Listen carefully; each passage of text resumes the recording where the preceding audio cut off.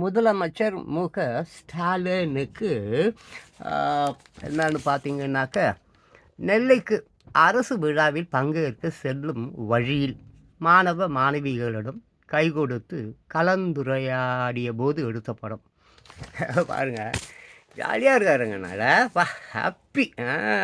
நிதியும் இல்லை, என்னது நிதியும் கிடையாது, நீதியும் கிடையாது. போடா டேய், நிதி கிதிலாம் கிடையாது, நீதி இதெல்லாம் கிடையாது. ஆட்சியில் நிதி, இந்த நீதி இதெல்லாம் எதிர்பார்க்கக்கூடாதுன்னு சொல்கிறாரு போல இருக்குது. நிதியும் கிடையாது, நீதியும் கிடையாது, ஓடு கிடையாது எல்லாரும் அப்படின்றாரு போல இருக்குது.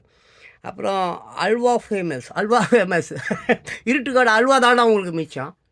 அல்வா சாப்பிட்றியா? அல்வா வேணுமா? நாங்கள் அல்வா தான் கொடுத்துன்னு இருப்போம். வேணும்னா இஷ்டப்பட்ட அல்வா சாப்பிடல, இந்த நாட்டை விட்டீங்க ஓடு அப்படின்றார் போல இருக்குது. வேலை வாய்ப்பு, வேலை வாய்ப்புங்களாங்க. ஏங்க ஒரு ஆட்சிக்கு வந்து எனக்கு தெரிஞ்சு தினம் டெய்லி நியூஸ் படிக்கிறோம். நான் ஒரு 40 வருஷமாக நியூஸ் பேப்பரெல்லாம் எனக்கு தூக்கம் வராது.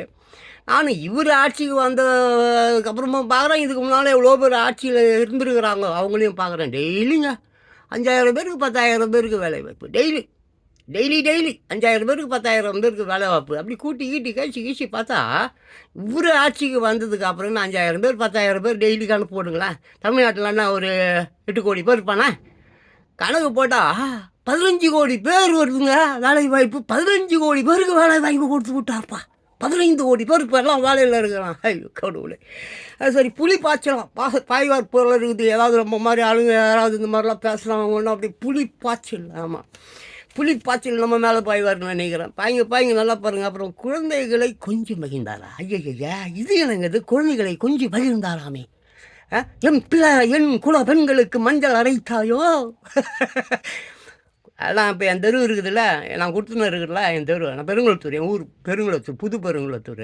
என் தெரு ஒன்று இருக்குது. அந்த தெருவில் வந்து ஒரு 300 கொடுத்தனம் இருக்குது, 200 கொடுத்தனம். இதுக்கு முன்னால் அந்த பசங்க தான் போய் வாங்கி ஷாப்பில் குடிச்சிட்டு அப்படி போவானுங்க. இப்போ அப்படி கிடையாது.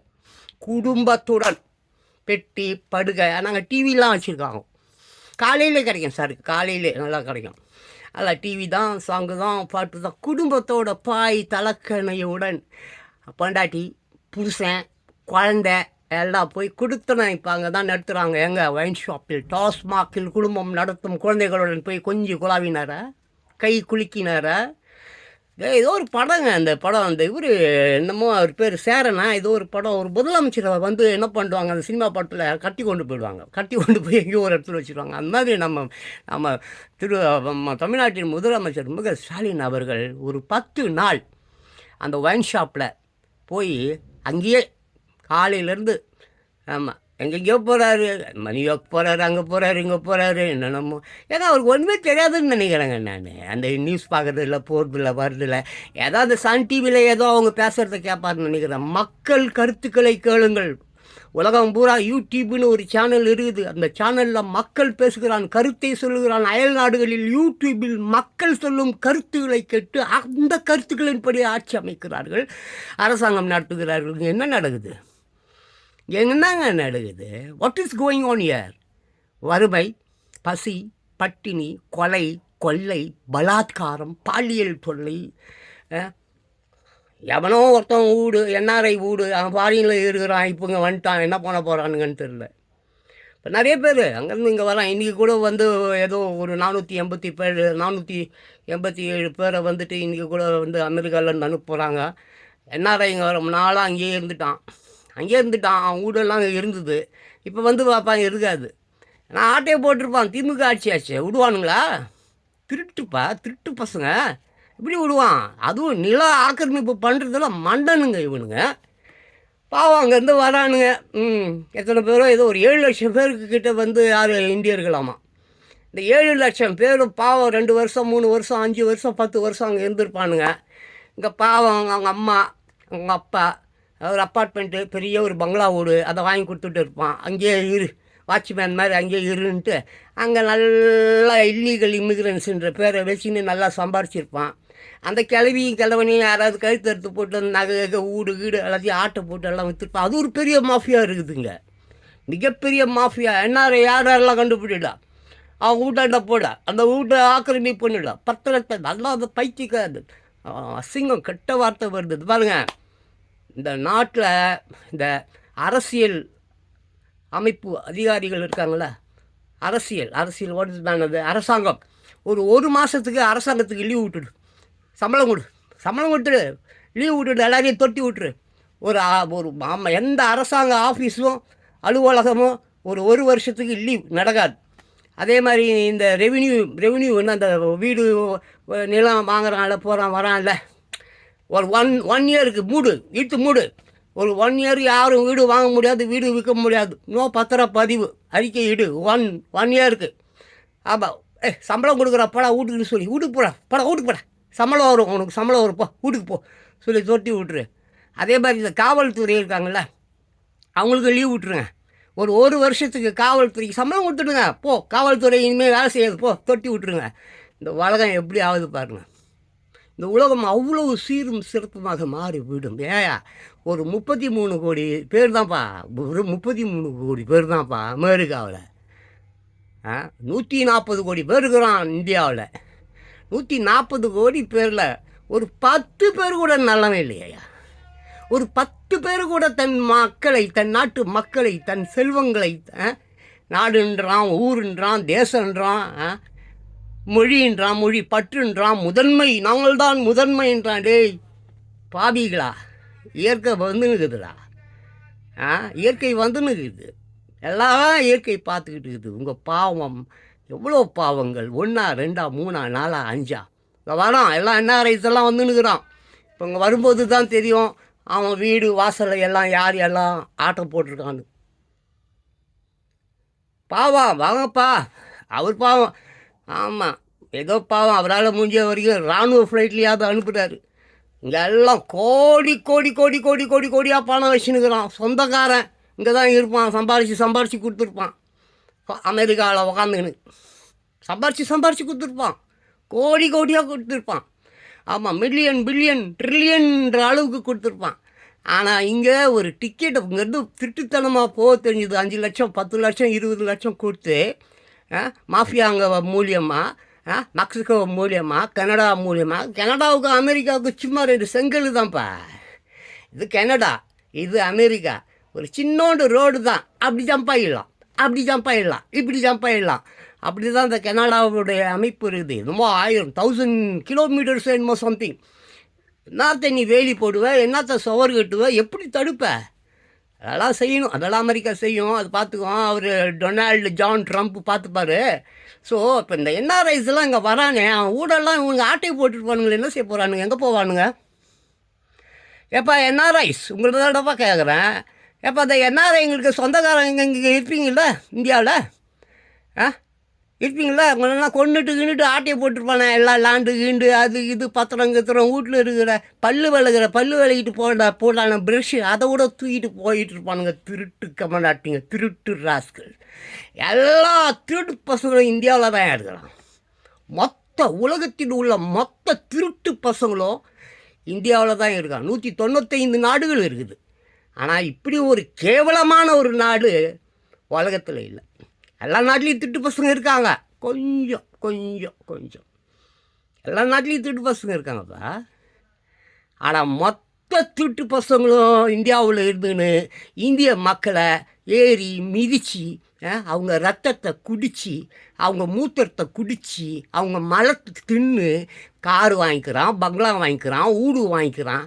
எல்லாம் நீ வாங்கி வச்சுருக்கிறதெல்லாம் நோய், சொறி, சரங்கு, புண்ணு, சீக்கிரமாக சாவு, தரித்திரம் பிடிச்சவனுங்க. பாவம் NRIs பார்த்து வாங்க. கோர்ட்டுக்கிட்டலாம் கோர்ட்டு வக்கீலு 50 லட்சம் ரூபா நீ ஒரு வக்கீலுக்கு நீ கொடுத்தாதான், ஆமாம், 1 கோடி ரூபா சொத்தை அவன் உங்களுக்கு மீட்டு கொடுப்பான். ஸோ இந்தியாவுக்கு பயங்கர கட்ட நேரம். நேற்று கூட ஏதோ ஓடுது, அந்த இஸ்ரேல் பக்கத்தில் அது என்னது அந்த தீவு பேர், சுற்றுலாத்தலம் சாண்டிரினியோ தீவு. ஒரு 15,000 பேர் அந்த தீவை விட்டு வெளியில் போக சொல்லிட்டாங்க. நிலநடுக்கம் 7,700 தடவை அந்த தீவில் நிலநடுக்கம் ஏற்பட்டுருக்கு. ஆமாம், 7,700 தடவை. How much? அதெல்லாம் ரிக்டர் அளவுகோல்னு பார்த்தாக்கா 2.5 அப்புறம் 3.5 5.5 கூட வந்து அங்கே வந்திருக்கு. ஸோ டோட்டலி அங்கே இருக்கிற சுற்றுலாவுக்கு போனவங்க, அந்த ஊரில் இருக்கிறவங்க எல்லாரையும் வந்து வெளியேற்ற சொல்லிட்டாங்க. சில கிழவன் என்ன மாதிரி சில கிழவன் அந்த மண்ணிலேயே பிறந்த கிழவன் இல்லை. No no no, I won't go, I wants to stay in my place, I never leave my place, this is my place, this is my born place, I never go anywhere, I can't go anywhere, I want to be here, I want to die here. அங்கே சாவ போகிறது சில கிழவன் அடம் பிடிச்சின்னு கிடக்குது. ஒரு 4000-5000 கிழவன் எல்லாம் போங்க. எல்லா தீவு கீவு கடல் கிடல் மலை கிளை மொத்தம் அடித்து நொறுக்கி தூள் கிளப்ப போகுது இயற்கை. கொடுமைக்கார கொடூரன்களை, பாவிகளை, பரதேசிகளை, ஏழை மக்களை உங்களால் எப்படிடா ஏமாற்ற முடிந்தது? பச்சை குழந்தைங்களை போய் பாலியல் தொல்லை கொடுக்குற பரதேசி ராஸ்கல்ஸ், நீங்கள் அழியணும். அதுதான் இயற்கை உங்களுக்கு கொடுத்திருக்கும் மாபெரும் பரிசு. நீங்களாம் திருந்த மாட்டீங்க. இந்த பிள்ளைங்க, அந்த சின்ன பிள்ளைங்க அழிவு இருக்குன்னு பார்த்தா அந்த வாலிப பெண்களுக்கு, அப்புறம் அந்த பசங்க இளைஞர்களை கொஞ்சமாவது அறிவு, மானம், ஈனம், சூடு, சொரண கிரண ரத்தம் ஏதாவது சுத்தமாக இருக்குமா பார்த்தா இல்லை. எல்லாம் திருட்டு நாய்ங்க. சரணா ஸ்டோரில் போய் புடவை விற்றா அந்த புத்தி தான் வரும். பீச்சில் போயிட்டு 14 வயசு பையன் 40 வயசு பொம்பளை கிட்ட போய் சிலுமிசம் செஞ்சு நிற்குது. நாங்கடாடி உங்கள் கதையும் உங்கள் பண்பாடும் உங்கள் கலாச்சாரமும் எல்லாம் தேராது, தேரப்போகிறது இல்லை. சும்மா என்ன மாதிரி உலகத்தில் ஒரு 10 பேர் 20 பேர் இருந்து கத்தின்னு இருக்கிறோம். நாங்களும் போய் சேர்ந்துடுவோம். அதுக்கப்புறம் நாங்கள் போய் சேர்ந்துட்டா உலகம் அழகாக இந்த உலகத்தை முடிச்சு விட்ருவோம். ஒரு 10 பேர் 20 பேர் நல்லவங்க இருக்கிறோமே, அதனால் இயற்கை பார்க்க சேர்ந்து கிழ பசங்க ஒரு 10-20 பேர் நல்லவனுங்க இருக்கிறானுங்க. இந்த நேரத்தில் நம்ம பாட்டு இந்த உலகத்தை அழிஞ்சிட்டா அவனுங்களும் பாவம் செத்து போடுவாங்க, நம்மளே கொண்ட மாதிரி ஆகிடும். அதனால் கொஞ்சம் அவங்களே இயற்கையாக செத்ததுக்கு அப்புறம் மொத்தமாக இவனுங்களை ஒரே போட்டு விட்டுருலான்னு காத்துக்கிட்டு இருக்குது. அவள் தான் இப்போ சொன்ன பாரு தீவு, சானிட்டரியோட தீவை, அங்கே கிழ பசங்க ஒரு 4000 பேர் 5000 பேர் நாங்கள் போக மாட்டோம், இங்கே தான் இருப்போம், இங்கே ஏதாச்சும் ஆகுன்ற மாதிரி. புரிஞ்சுங்கடா டேய் சின்ன பசங்களே, வாலிப பையர்களே, இளைஞர்களே, கொஞ்சம் திருந்துங்கடா. அவங்க பாவடா அவங்க குழந்தைங்க. இப்பாட்டு காதல்ன்ற, மயிருன்ற, கல்யாணன்ற, புள்ளன்ற, பெத்துட்டு குப்பை தொட்டில் போடுற, அதெல்லாம் பாவம். உன் குழந்தைங்க தான் இந்த உலகத்தில் மாபெரும் சொத்து. பிரபஞ்சமே உன் குழந்தைங்க தான். அந்த குழந்தைங்களை இப்படி சோறு தண்ணி இல்லாமல் பட்னி போட்டு ரோட்டில் விட்டு பிச்சை எடுக்க விட்டுட்டியே, நல்லா இருப்பியாங்க நீங்கள்?